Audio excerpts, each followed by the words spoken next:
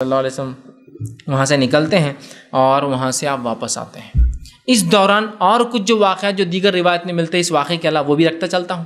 اس دوران ایک واقعہ آپ سے فرماتے ہیں کہ میں ایک جگہ سے گزرا اور جنت کی یہ آسمانوں کی سیر کرانے کے بعد مجھے جنت اور جہنم کی بھی سیر کرائی گئی اسی رات۔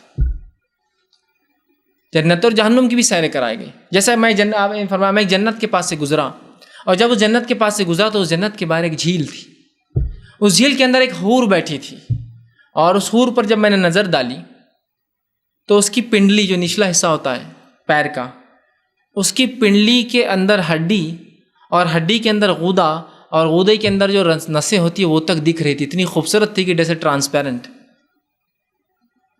اتنی خوبصورت کہ اس کے ہڈی کے اندر کا غدہ بھی میں دیکھ سکتا تھا، اتنی خوبصورت۔ اور میں نے کہا ہے جبرائیل یہ کون ہے؟ تو کہا اللہ کے رسول یہ حور ہے۔ میں نے کہا یہ جنت کس کی ہے جس کے باہر یہ حور بیٹھی ہے؟ تو کہا یہ عمر ابن خطاب کی جنت ہے۔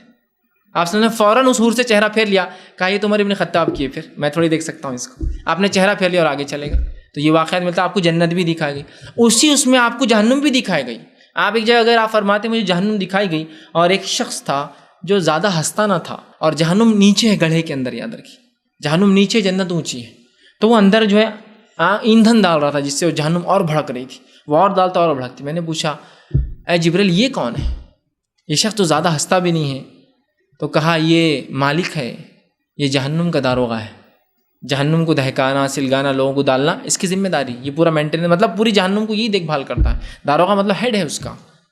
اس سفر معراج میں ہی عذابات آپ نے دیکھی، کیوں تو جہنم میں سب سے پہلے آنکھ کے عذاب کے ساتھ تمام عذاب لگے ہوئے، آنکھ کے ساتھ وہ آنکھ کے گولے کھانا، آنکھ کے ساتھ وہ خون اور پیپ پینا، آنکھ کے ساتھ وہ روندے جانا، آنکھ کے ساتھ سب ہے معلوم، آنکھ کے ساتھ وہ توق ڈالا جائے گا گلے میں جو زمین پہ گرے گا، جو دوسروں کی زمین لوٹ لیں گا، آنکھ کے اندر ہے سبھی۔ اور وہاں کی آنکھ دنیا کی آنکھ سے 70 گنا زیادہ ہے، 70 ٹائمز۔ آپ نے فرمایا کہ دنیا کی آنکھ کے مقابلے میں جہنم کی آنکھ 69 درجے، اگر ٹوٹل ملا لیا تو 70 درجے زیادہ ہے۔ اور دنیا کی آنکھ سے مراد کیا معلوم آپ کو؟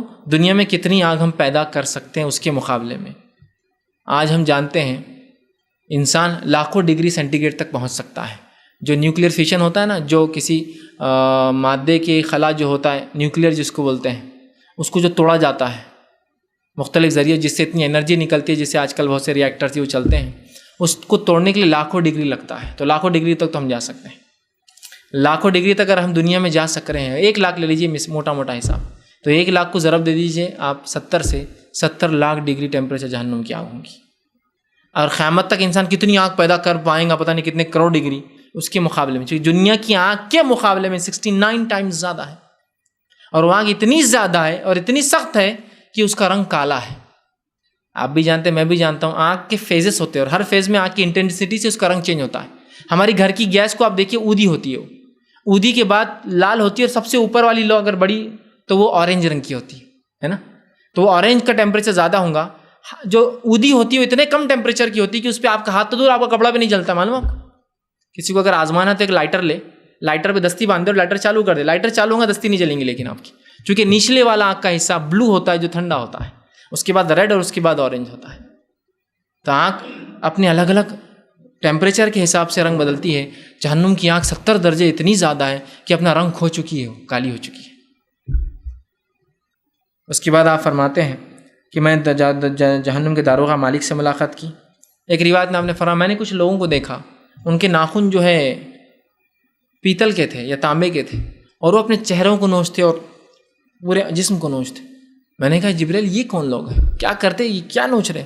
تو کہا محمد صلی اللہ علیہ وسلم یہ آپ کی قوم کے وہ لوگ ہیں جو غیبتیں کیا کرتے تھے لوگوں کی، کہ تو غیبت میں لوگوں کی عزت اچھلتی ہے نا، یہ لوگوں کی عزتیں اچھالا کرتے تھے۔